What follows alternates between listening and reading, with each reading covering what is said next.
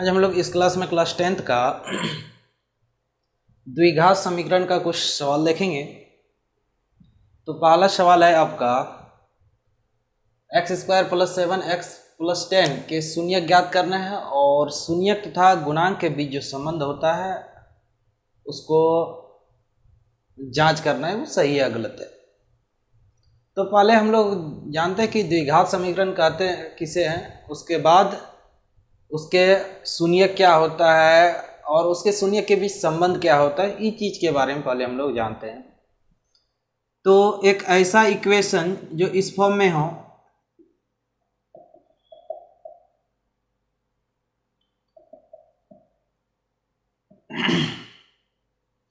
ax² + bx + c = 0 के रूप में रहे और a does not equal to 0 हो, तब हम इस समीकरण को ही हम लोग क्या बोलते हैं, द्विघात समीकरण बोलते हैं। अब यहाँ पर एक बात आया है कि शून्यक, तो शून्यक किसे कहते हैं?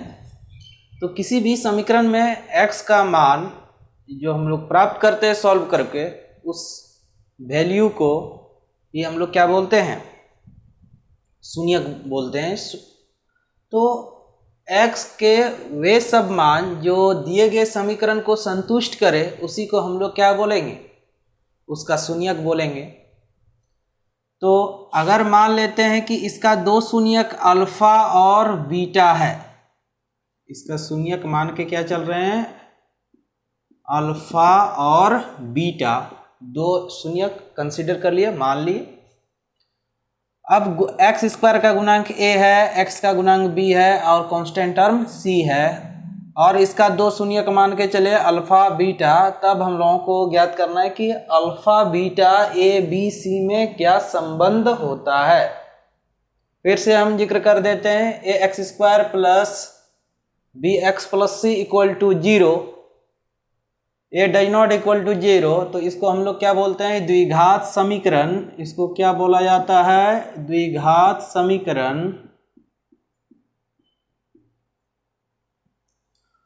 अब यहां पर अल्फा प्लस बीटा याद रखना है आप लोगों को, -b/a होता है और अल्फा इंटू बीटा यानी शून्यकों का योग क्या हो गया, x का गुणांक विथ माइनस साइन बटे x² का गुणांक, फिर शून्यकों का गुणनफल ये हो जाता है c/a। तो इतना सा फैक्ट आपको याद रखना है।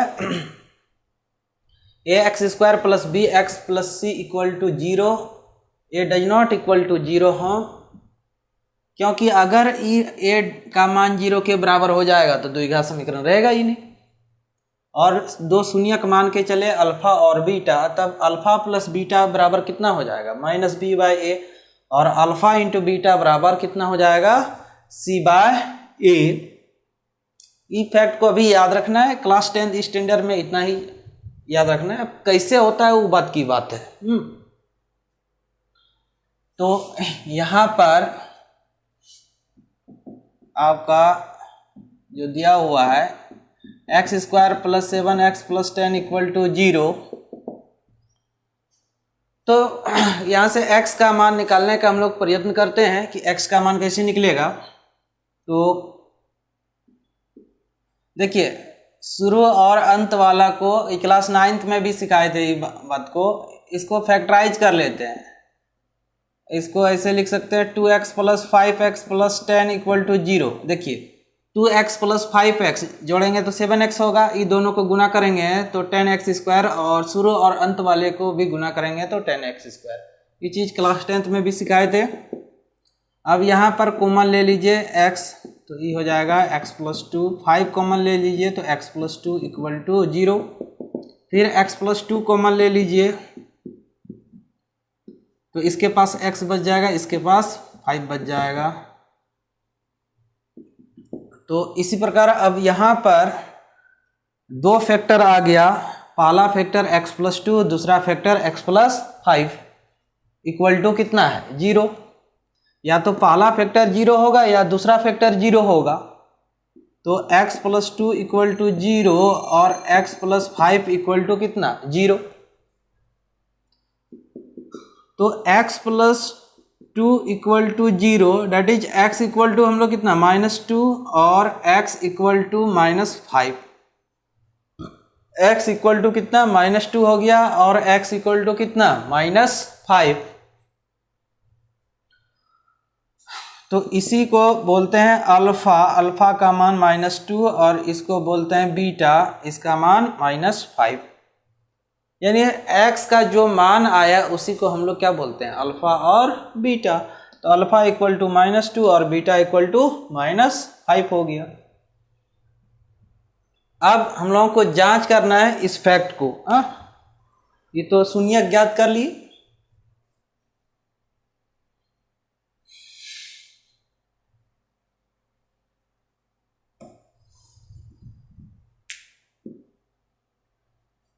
जांच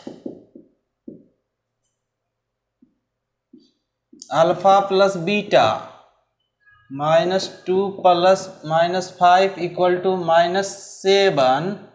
और यहाँ पर देखिए ए इक्वल टू कितना है, एक्चुअली देखें तो a इक्वल टू 1 है, b इक्वल टू 7 है और c इक्वल टू 10 है। तो b by a minus B by A, तो -7 बाय 1 -7, डेट इज लिख सकते हैं alpha plus beta equal to -b by A. ये वेरीफाई हो गया। अब अल्फा इंटू बीटा प्राप्त करते हैं, तो -2 इंटू -5 इक्वल टू -10। और यहाँ पर c बाय ए प्राप्त करते हैं, तो c का वैल्यू कितना है, c का वैल्यू 10, और माइनस माइनस प्लस होगा 1, तो 10। तो यहाँ से लिख सकते हैं alpha into beta equal to c by A. ये भी वेरीफाई हो गया। तो इस तरह आप सॉल्व कर सकते हैं। और एक क्वेश्चन देखते हैं।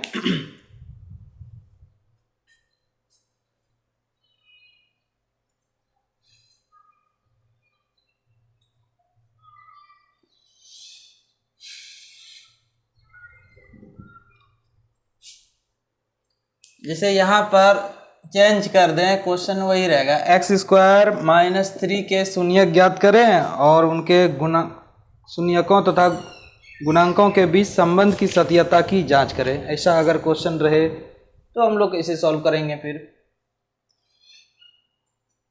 तो x² - 3 इक्वल टू 0।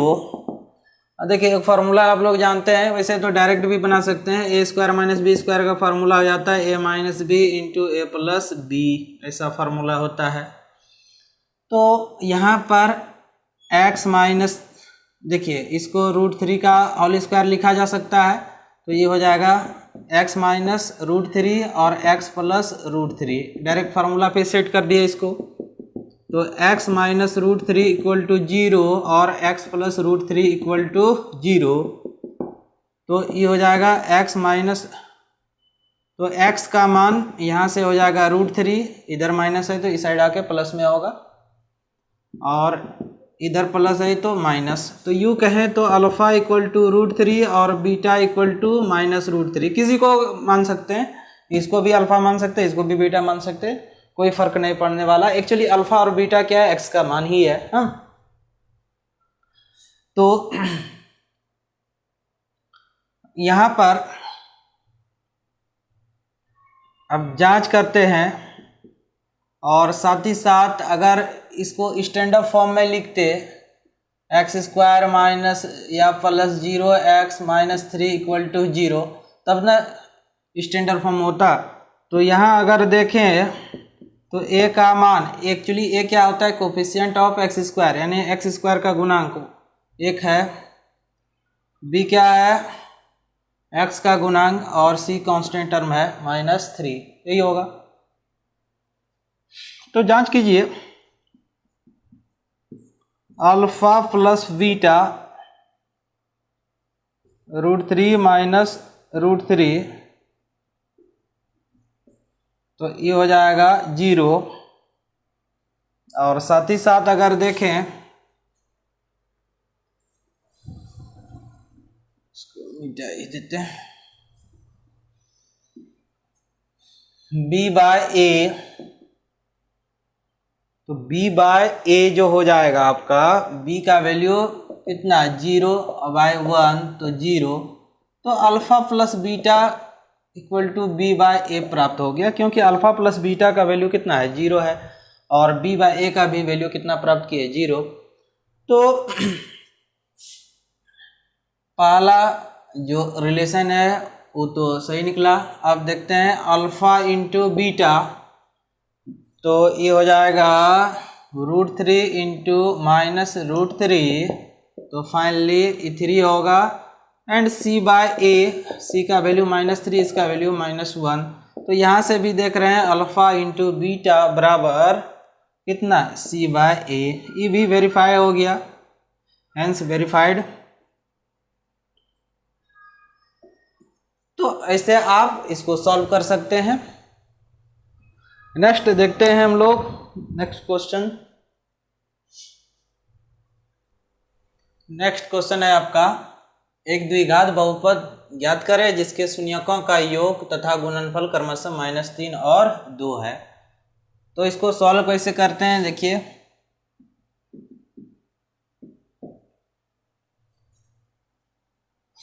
मान लेते हैं, माना कि अल्फा और बीटा द्विघात समीकरण के शून्यक हैं, मान सकते हैं ऐसा। अब हम लोग क्या करेंगे, प्रश्न से लेते हैं, तो प्रश्न से इसका वैल्यू क्या हो जाएगा, अल्फा प्लस बीटा का यानी इसका शून्यकों का योग कितने के बराबर है -3, और शून्यकों का गुणनफल कितने के बराबर है 2। तो हम लोगों को द्विघात समीकरण ज्ञात करना है। अतः द्विघात समीकरण बराबर, ये फार्मूला होता है, याद रखिएगा आप लोग, द्विघात समीकरण ये क्या हो जाएगा आपका, x² minus alpha plus beta into x plus alpha beta equal to 0। तो ये हो जाएगा आपका x² minus alpha plus beta -3x plus alpha beta equal to 2। तो x² माइनस माइनस प्लस हो जाएगा, 3x प्लस 2 इक्वल टू 0। तो इस तरह आप सॉल्व कर सकते हैं। एक बार पुनः इसको समझा देते हैं। पहले क्या मान लिए कि इसका दो जो शून्यक है अल्फा और बीटा, मान लिए किसका, द्विघात समीकरण का।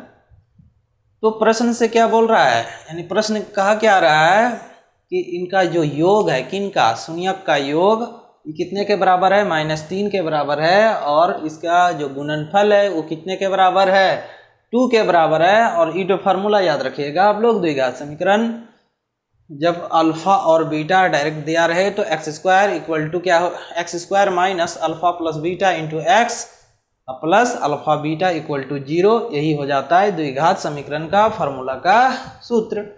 तो ऐसे आप बना सकते हैं।